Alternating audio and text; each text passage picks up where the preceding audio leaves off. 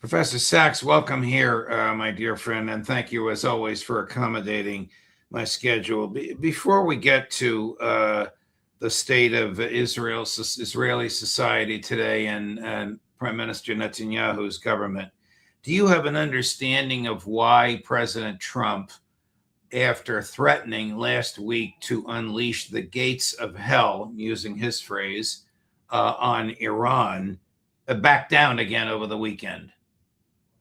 Well, he's done what he's done repeatedly since early March, which is to make dire threats and then, fortunately, back down, because these dire threats are not credible. This is Donald Trump's way of negotiating to say that he's going to destroy Iran, but the United States cannot do so. And it certainly cannot do so without Iran creating absolute destruction of the neighborhood of U.S. allies, Israel included, and the U.S. knows this. So Trump does not have a credible threat, but he makes threats nonetheless. No one takes Trump's words very much literally anymore, anywhere. And the Iranians have heard these threats repeatedly. Fortunately, he doesn't try to follow through. If he did, we would have disaster. When the U.S. resumed bombing of Iran, the main result was that Iran retaliated. It closed down shipping entirely in the Strait of Hormuz. Its allies in Yemen attacked Saudi vessels, and oil prices shot back up to $100 a barrel, which is devastating for Trump and for the Republican Party in the elections that will come in early November. So there is no credible threat. With Trump, of course, you can do things that are incredible. So he might follow through, but if he did, it would lead to disaster for the United States and disaster for the world. So we should be happy that once again he made statements, perhaps hoping that Iran would back down in some way, but Iran understands that it has no useful purpose for its own ends to back down, and that Trump's threats are, again, thankfully empty. I don't want to add any voices provoking a more intensive response, people saying that he's a coward or doing this. No, he's right not to follow through on what are absolutely outlandish and reckless statements. So I wish he'd stop making the statements. I'm not hoping that he will actually escalate the war. I know your field is. I'm sorry. Go ahead, Professor. I was just going to say, I have said for many weeks, and I continue to hold the view, there cannot be a negotiated outcome to this conflict with Iran. The reason being that Iran has enough credible deterrence that the United States cannot get its way, and Trump will not sign an agreement that in which he is afterwards called a loser in the agreement. That being the case, the best course of action is the two sides stop bombing each other, period. And this is what's happened for the last 48 hours. In principle, it could just continue. No agreement and no more fighting. This would be in America's interest. It would be in Iran's interest. It would be in Trump's own political interest. No agreement reached. Trump can declare every success that he wants to declare. He can say it was the greatest victory in the history of the world. He doesn't have to openly admit to anything. but the fighting would stop, the oil traffic would resume, and we could have at least a measure of normalcy. That's my own recommendation. No agreement, no treaty, no more negotiations, but also no more shelling each other. So our colleague Larry Johnson, who gives us expertise on military matters and who agrees with what you just said, also argues that Pentagon officials have told President Trump how dangerously low are American munitions and how he could only fight for another week or two, and then the munitions would be down to nearly zero. Now, this has a number of implications. One, it means that we don't have munitions to defend us should we need them. Two, it probably means that the Secretary of Defense, who calls himself the Secretary of War, materially misled the Senate last week when he said we have everything we need. Three, somebody's able to talk some sense into the President of the United States. Yes, I think it's clear that the Ukraine war heavily depleted the U.S. stockpiles. The war in Gaza heavily depleted U.S. stockpiles. The 12-day war in 2025 against Iran heavily depleted U.S. stockpiles.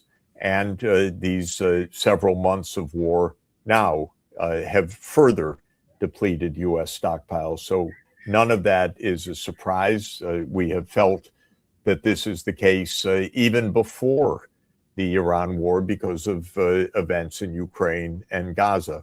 So I'm sure that Larry is accurate in what he's saying. It doesn't surprise me.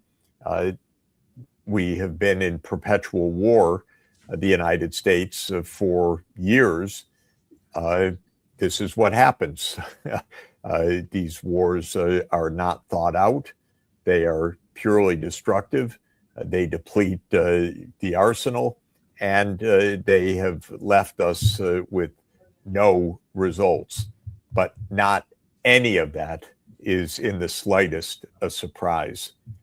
These wars, and all of them that I have mentioned, have been useless, and that's become an American tradition dating back to Afghanistan, Iraq, Syria, Libya, Iran, and others. We fight endless wars. We have run up a debt of more than 100% of GDP. The only people who are happy about this are the war profiteers. This is basically now Silicon Valley and the more traditional military contractors, because both of them are having their heyday with these wars, and the American people are impoverished and there are no results. But even the military is becoming impoverished itself over this because it has just blasted through its inventory of weapons, and we're surely at very low ebb. You think the American public recognizes that this is all for Israel? I would say, first of all, that it's led to a huge backlash against Israel. One of the few true statements that Trump has made is when he confirmed a report, I think it was an Axios, that said that Trump told Netanyahu, everybody hates you and everybody hates Israel. And this is essentially, literally the case in terms of public opinion in the United States and around the world. By the way, there was an absolutely fascinating Pew opinion survey last month that Americans should know about as well, which shows that not everyone hates the United States necessarily, but almost nobody trusts the United States anymore. And in a head-to-head, who do you trust? China comes out way ahead of the United States for almost all the world. So wow. The U.S. has completely squandered its goodwill and its reputation around the world. I can confirm that in discussions that I've had with world leaders in the last few weeks. I've been traveling overland across Europe and Asia in a Marco Polo journey, and met several world leaders. And the level of trust is extraordinarily low for the United States. We have not only squandered our military inventories, we have squandered the goodwill that our country long held. It's gone right now. The trust level has disappeared. Wow.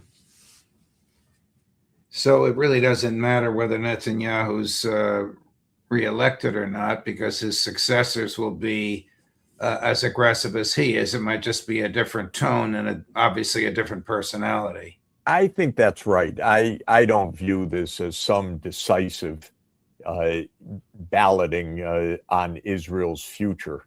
Of course, I despise Netanyahu. He is a war criminal and he's a common criminal as well. But this election is a referendum on him, but not on the underlying politics that he represents. Everybody is competing on how tough they are, which wars they'll start.